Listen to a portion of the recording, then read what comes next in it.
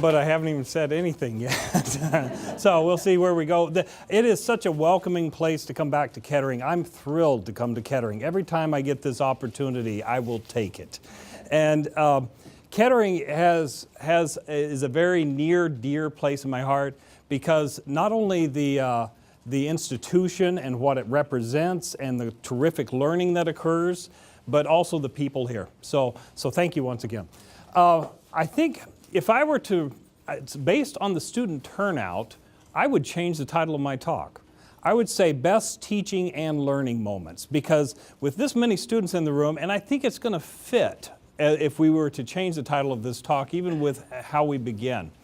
You should know something about the students. You may not know much about the foundations. When I was a student, I didn't know anything about foundations. So foundations like ours are established, in our case, by a benefactor. Benefactor has contributed hundreds of millions of dollars to create a foundation. And this foundation has some very clear vision and purpose, and I get to share a piece of that with you today. And I'm thrilled to be able to do so. And here's why it's important to Kettering. Because I believe it's going to impact, it already has impacted, but it will continue to impact what Kettering offers to students. And if you think in terms of value proposition, how many students, are you familiar with the term value proposition? Anybody in here? Okay. Value proposition is what you say, this is what I offer to a company, this is what the university offers to me. It's the case that you make to say that there is value. You're going to see that show up just a little bit, but to personalize this, I wanted to start with a student story. I started thinking about students that I have connected to here in the past, and some of you may know a person that's going to come up here in a moment. Even if you don't, you're going to get a kick out of the ending of this student story. So we're going to start off introducing a fellow named Ben Wagner. Ben Wagner was a student here, and he's got a quick story that I want to tell. The story starts in 2004. He comes to Kettering. He's from Otisville, kind of around in this local area. But in 2009, he's in classes. He becomes disillusioned with engineering. And really, Ben's he's a funny guy. He's an odd duck. And he wouldn't mind me telling you that. I spoke with him this weekend on the phone. And what he decided is, I don't know if engineering really contributes anything to humanity. It's like, oh gosh, Ben. Well, you know what he did? So Ben leaves, he takes his truck and his bike and his dog, and he goes to California, and he rides 700 miles in the redwood forest as part of, I don't know, finding yourself or whatever that means, right? Okay? I love the story. Ben is an interesting guy. Well, at the end of that, by the way, I got to tell you something. This is a sticky fact. This is a weird fact, and he wouldn't mind if I shared this. So his Great Dane dies in California, unfortunately.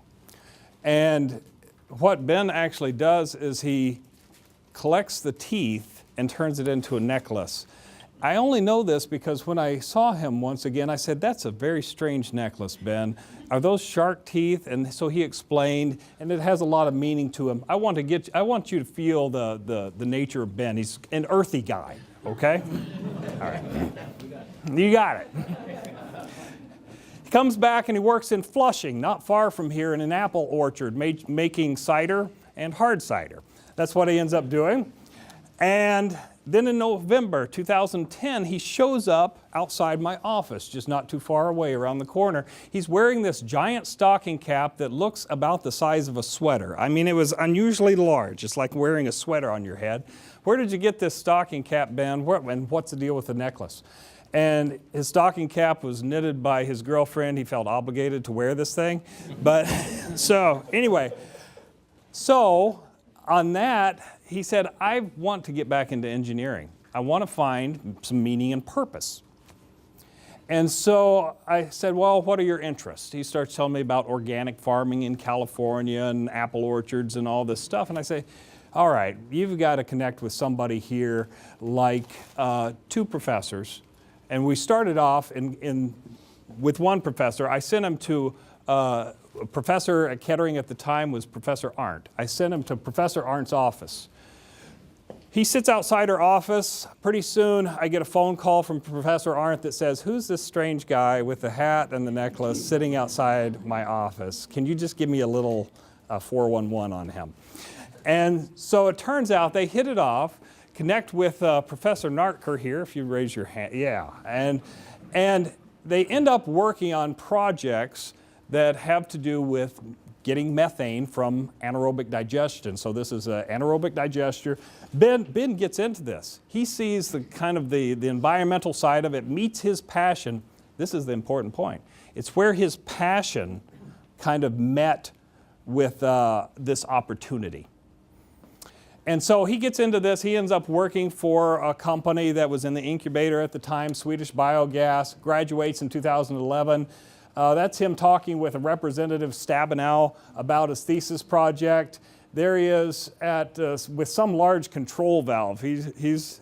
And then, so I called him this past week and I said, "Do you mind if I share your story? I'm just going to throw up this chart." And he said, "That'd be fine. Would you add one more point to the end of it?" And I said, "Why?" He said, "Well, you're talking to me. I'm in Alaska on a 2,000-acre bison ranch, and I just got married." So that's that's a nice conclusion. The part, why would you share a story like this? And I think I want to tell you this is coming from a foundation. First of all, the foundation I think matches your interest as faculty members and even as a student. Your success is really important. That's our starting point. I think it's very important to relay that. Instead of me coming in and saying, "Here's a program, let's look at this, how this program works," you start with why. And this is why we do what we do. So, if I were talking to faculty, this would be a great question for faculty. For those of you in student position, you might be in a faculty member or as a mentor in a company or something in that role later on. And so you might have this question: how can you help students or maybe your future colleagues or people that work for you or something unleash the potential that you know they have? Now, this sounds like a raw talk, but there's some very practical steps to do this, particularly within engineering and engineering education. I want to start, though, with South Africa and just a very quick little snippet of a video. Let's.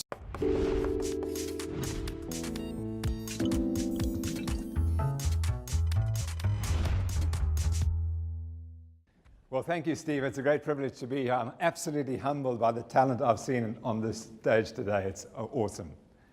I come from a position of privilege, and I recognize that. I was privileged to study medicine at the University of Cape Town. But what I learned was that the real truths that were important to me, I learned not in the lesson rooms, I learned them in the fields and the mountainside around the university. And I learned this truth, that what happens in your life is what you believe will happen. And what we really need in life is a coach who will give us the self-belief to do what's extraordinary. And that's the focus of my talk today.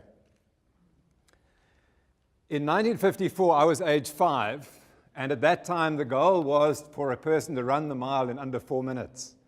There were 2 major competitors, Bannister on the left and John Landy on the right. And as you can see, Bannister was the first, and John Landy was the second runner to break the 4-minute mile. But the question is, why was Bannister the first when Landy was perhaps the better athlete? And if we look at the progress of the mile, what you notice is that between 1931 and 1954, the world record improved by about 5 seconds. Most of the change occurred during the Second World War, when 2 Swedish athletes who were not fighting in the war because Sweden was neutral, so had lots of time to train, they took the world record down to 4 minutes and 1 second. And then they trained so well, they did so well, they were declared professional, and so the record stuck for 9 years. And during that time, John Landy, in a period of 2 years, ran the mile in 4 minutes and 2 seconds on 7 occasions. And this is what he concluded: Frankly, I think the 4-minute mile is beyond my capabilities. 2 seconds may not sound much, but to me it's like trying to break through a brick wall. Someone may achieve the 4-minute mile the world is wanting to desperately, but I don't think I can. And once you say, I don't think I can, that will be the outcome. So Roger Bannister, on May the 6th, 1954, broke the world record, and 46 days later, John Landy ran 3 seconds faster than he'd ever run in his life before. And what was the difference? What was the difference? So I only have an opportunity to show a little snippet of this talk because the entire talk's about 12 minutes and I don't want to take the whole time. I want to show you one more snippet of this, but it's a impressive talk where you'll see interviews of the runners and their coaches, and in fact, at one point he tries to describe American football. Let's see that just briefly. I was in America at the time, and I was influenced by the understand American football. And I realized that this is one of the most complex sports in the world. The athletes are the best, the coaches are the best. The key player in American football is the quarterback. And this is one of the great players of all time, Joe Montana. And this is what he said: winners imagine their dreams first. They want it with all their heart and expect it to come true. There's no other way to live. Montana was fortunate to have the greatest coach perhaps of all time to coach him. And that coach, Bill Walsh, said the following: when Joe Montana came to the 49ers, he believed he was extraordinary. My job was to convince him that he was beyond extraordinary. I wanted to show that particularly to the faculty members in the room. And this sounds like a rah-rah talk, but I think there are practical steps, and there's actually some depth to developing what this individual recognized, what the coach Bill Walsh recognized, that his job was to develop a mindset in students. There's something to this, and it's not just goodwill or high spirits. There's something about this mindset that clearly influences not only athletes, but has a potential for changing engineering. It's not just about the skills that you learn in your classes. It's really about mindset. And we'll dive into this just a little bit on what we mean. Here's what we have identified as the core features of what we would say an entrepreneurial mindset is. And you might look at these core features and you'll say, where's entrepreneurship? Where's the business part? Where's the money part? It's not in here. In fact, you'll see what the core, when you get to the core of what this is about, most people will say, I understand and appreciate that, I just don't know how to translate it into the classroom. That's where we help come in and shape this a little bit. But let's look at these three things. The 3 C's. So the first thing is curiosity. We'll talk about each of these with a little bit of detail. The next thing I would generally call connections. That takes some explanation on what we mean by that. And so does the third, creating value. But these are what we've had to be able to articulate a message about this. We have to boil this down into something that's digestible. And so the 3 C's are exactly what our message is about. And let's talk about curiosity. There's Sir Ken Robbins is a famous educator and author, and he had the phrase, curiosity is the engine of achievement. Now, if you're a faculty member, I got a question for you. If you're a student, I've got a question for you. Faculty members, do you stimulate curiosity in your classroom intentionally? And if so, think about how you might actually do that. Students, are you curious people? You probably are, because a lot of that comes out of your passions for whatever it is. I mean, if you're into cars, I'm into motorcycles. So I learn a lot about different motorcycles and how they work, and it becomes very interesting. You become very curious about it. And so you get interested in how this particular automatic transmission works, or et cetera. But that is an engine for achievement. That's the spark that starts things going. Well, I want to take a little survey.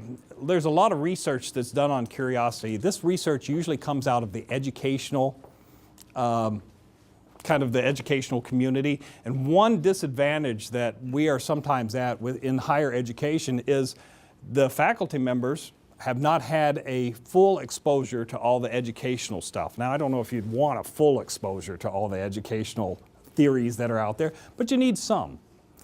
And some of that is around curiosity. So here's a little quiz for you.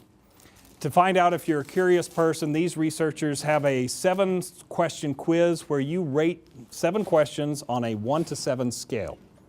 And I'm only going to show the first 4 of those, just to make you curious about the last 3. So I would describe myself as someone who actively seeks as much information, whoops, I mistyped, information as I can in a new situation. So you rate yourself, give yourself a score, 1 to 7, and you can see 1 is strongly disagree, 7 strongly agree. Okay? We won't go through these well, we'll share our scores at the end. Everybody good with that? Just kidding. When I'm participating in an activity, I tend to get so involved that I lose track of time. Anybody want to, I see some heads nodding. You may, okay. I frequently find myself looking for new opportunities to grow as a person. So I'm probably not a 7 on this scale, but I've improved. I took up curling last year just because it was a long winter and you're in Wisconsin. It's like, I got to find something new here. So, but a little bit of pursuit. This one kind of surprised me. I'm not the type of person who probes deeply into new situations or things. So I'm wondering if the researchers were getting at a breadth rather than a depth here, if you will. Interesting. So there's a lot of research, and this is just a sample, of course. There's a lot of research on curiosity and how to actually stimulate curiosity through pedagogies.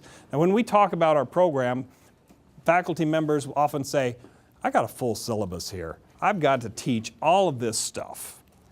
And our response, well, keep the syllabus, don't change any of the content, change the method in which you're teaching it, change the pedagogy. And I think that ties into these things that you're going to see, like curiosity. Connections.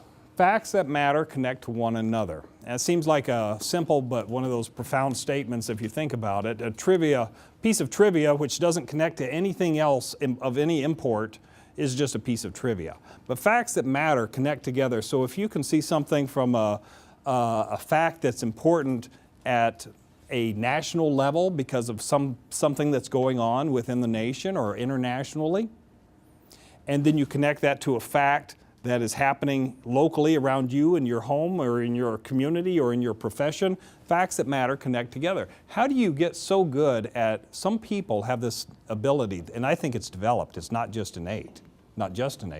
It's a developed ability to go out and collect information from all sorts of different places and gain insight from that. Can we create more of that? As students, can you develop more of that? I think so. We've got to have some methods, though. The last one is perhaps one of the more important ones. It's sort of the conclusion. Creating value. If you think entrepreneurship is about a profit motive, you're only partly right. In fact, you're probably not mostly right. I would say that most entrepreneurs that I end up talking to are driven by something different. And sometimes it's internal motivations, but it's often not a profit motive first. They're interested in creating something valuable for somebody else. Maybe profits will come from that, and maybe it is tied to motivation. But if you just look at the phrase at the top, value is the potential to serve. Think about something that's valuable almost intrinsically implies that other people are interested in what you've got to offer. And seeking that out and creating something in that direction is what we're about. And aside from physical laws, here's a brutal fact. What works today won't work tomorrow. I grabbed from the Wall Street Journal, it's a little hard to see, but I'll explain this graph. The top picture is 1990. Things in yellow represent states that have the highest employment in manufacturing. Okay, the orange represents retail. The green represents accommodation and food services. And the blue represents healthcare. This is 1990. For me, that's not that long ago. For some of you, it is. It's a different scale of time. So you look down below and what's going on in 2013, and you can see that the landscape has changed. All right, so do we change our educational processes? Well, it doesn't give you the exact information on what to do, right? You can't look at this and develop a plan just from this. But the world is changing, and what you graduate with now may be obsolete in a sense in 5 years, or you may be living in a different, you just think about the way manufacturing's moved offshore in the last couple of decades, as represented here. Things are changing a lot and fast. There's this whole notion of accelerated change. So you might recognize a few of these people in here. I don't know, are there any students that are in the photos that are in here? I'm not sure. But there are certainly some professors, yes, that we recognize in these photos. So back when I was here, this was about 2 years ago, I had taught here for 17 years and said, this is a big cause. I'm going to give up tenure and move to Wisconsin. But it is a big cause, but we got a few things started, and they have continued to develop under the guidance of Dr. Tavicoli and Dr. Torfay and others, and faculty members that have really fostered this idea. So I want to say that this has already got traction here. I'm not trying to sell something that's not already kind of growing, but I want to put the right nuance on it. So these pictures represent a course that was started that was called IME 100. My memory still works. Just in case you're wondering what this is Dr. Vaishnava, you got that correct? Vaishnava said that you could take raspberries and create solar cells from them, and it was part of the curiosity stimulating part of this. And so we took raspberry juice, put it across a couple plates, and generated some electricity. It was kind of fascinating, even to me. It's like, why does that work? Dr. Nartker had some students investigate kind of different mixtures on what would be the most effective or efficient to drive a small methane engine. Is that correct, Dr. Nartker? Ethanol engine, okay. And so this course was put in at a freshman level to help stimulate some of these things, but we need more systemic adoption and traction. In fact, these kind of fits into various buckets. One is called organic learning, and organic learning is happening every time you look up something on YouTube or go to Khan Academy and say, I need to know something about this right now. And you look at that, and then you move on to whatever the next thing is. That's organic learning. How does the educational community here today support organic learning? I don't know. Should this institution support organic learning? I don't know. But is there an opportunity to do so?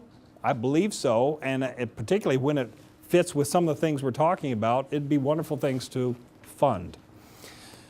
So, but certainly hands-on activities, labs, I know there's so many labs here in the Kettering program. Distance delivery, some people look at this and think that this is a sad picture. This is not necessarily a sad picture. This is somebody doing distance delivery. It looks pretty lonely.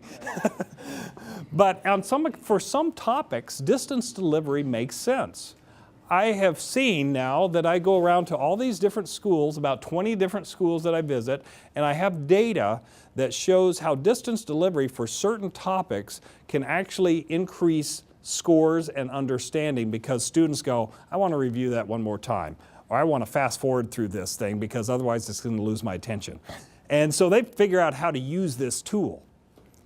And anyway, there's authentic experiences. The co-op program is so strong here, and continued strengthening of that and tying it into the educational process is a key, I believe, for Kettering. So these high-impact educational experiences can intentionally develop mindset. That's where we started talking about mindset. So here's kind of the ask, and that is to put mindset into the cultural roots of the university, where it becomes, if you're going to have a curriculum committee that meets and talks about curriculum, you don't just go through the bullets of what's in the book or what the content is. You talk about developing mindset. If you're a student and you're thinking about how will this co-op program impact, I love this, how will this co-op program impact my understanding? This is not just to go take the job and work the job for 3 months and then come back. What did you gain out of that? And I know things are being built into that process even now at Kettering to increasingly build the educational value of the co-op program. But you own your own education. Students, you're responsible for your education. And so that means that you have to take the initiative to say, all right, I want to understand not just the role I have here at the company, but I want to understand what this company makes, what's their value proposition, how does this fit in, where does the company have an opportunity, where's there a gap in the market that they currently provide to, and start kind of pushing. And that will help you develop educationally, it'll develop this mindset that's going to cause growth. And not only, it's going to cause personal growth as well as economic growth for the company. It's a win-win. So, you need champions in this. I'm always looking for faculty champions. I really believe in this model that there are champions. They don't always have to be called the leader of this or the leader of that or a particular position, but you need champions, and those are the people that will create the change. Champions have a peculiar nature to them, though. If they can't create something that is useful, they're out. Champions need to be able to create, and they need to be able to mentor someone else. Champions have this nature to them that they will look to do that. And champions also, let me introduce you to one champion. I forgot about this slide. This is at Bucknell University. This is Dr. Erin Jablonski. She is certainly a champion in a particular area, and I'll just give you an example, and I will wrap up because I'm seeing that I should. But catch this. So she is, by the way, she's a first-generation college student. So none of her family went to college before. She's first. And she teaches chemical engineering. Her specialty is micro and millifluidics. But she also teaches a freshman course. She teaches fluid dynamics. She teaches heat transfer, those types of topics. And she starts her class, one particular class, she starts with this question. And I'll put the question up in a second, but this really has become my mantra. Discovery before design. If you're a student, you know you want to get to the design, right? I want to design something. I want to calculate something. You should discover first. You need to talk to, you know what the worst thing to do is to answer a question no one is asking. And so you don't want to do a design that nobody wants. So you talk to customers. You want to investigate what's going on, get curious and kind of dig out some information and spend a long time. Don't treat that short. So they actually at Bucknell, they've got a particular program that's a 10-day immersive program. The first 4 days I would call discovery. They don't do any design until 4 days elapse. Then the last 6 days are kind of a design process in this immersive 10-day. Anyway, she buys into that. So she starts her fluids class with this question. Why do we flush toilets with potable water? And the students go, I don't know what potable water is. And she says, well, find out. And so, and actually, it's a good question. It starts some discussion. The students are expected to respond. She doesn't do a lot of classic teaching. And this would make some teachers feel really awkward. It would make some of you students feel really awkward. But there's a lot of expectation that you own the responsibility for your education. She will not be the sage on the stage. She'll be the guide on the side. And so, starts with a question, expects some answers, and the students are at a later point, several weeks into the term after, this is kind of parallel with other things, they're asked to design what is called a gray water reuse system. Basically, you take water that's not too contaminated, maybe bath water, and use that to flush, use that for that sort of thing. So they go through a design with this. She tells a story of how some students designed a holding tank that was 4 feet above the drain, and it's gravity designed. And so some of you say, well, that's not going to work right off the bat. Apparently these students didn't say that. And so she said, well, you have to build what you drew. So they had to build this thing that would not drain properly because of the gravity levels. It's like, that seems obvious, but sometimes it's not obvious until you do it if it's complicated enough. So she goes through an experiential process where they have to discover before they design. It's kind of this process that's, they learn why they want to do this at the same time they're designing. And that's one of the keys, and that's a champion. The last point is that champions need an environment that supports them. So they need a program and a system at a university that supports this development of mindset in curriculum. Because if you don't intentionally do it, it'll be left up to every individual. Some faculty members will be naturally wonderful at it. Some faculty members may miss an opportunity to develop mindset because they said, I picked up the textbook, we're going to go through this textbook, and that's the end of it. But an institution can develop this. That's the institution's responsibility. The faculty member has their own responsibility, and students, you have your own responsibility to develop this entrepreneurial mindset should you choose this path. It's like a choose your own adventure. So that's where this KEEN program comes in. These are schools represented here. Our slogan, Engineering Unleashed, is about not tying this just to technical understanding, but tying what you do to creating value. Now, that concludes our talk. I have 40 more slides, and I'm not joking. But we won't show any of them because this is a good stopping point. And I want to see if there's any questions or any comments that you want to offer. Yeah, questions about our program or anything. Thank you very much for hearing and listening. I appreciate it.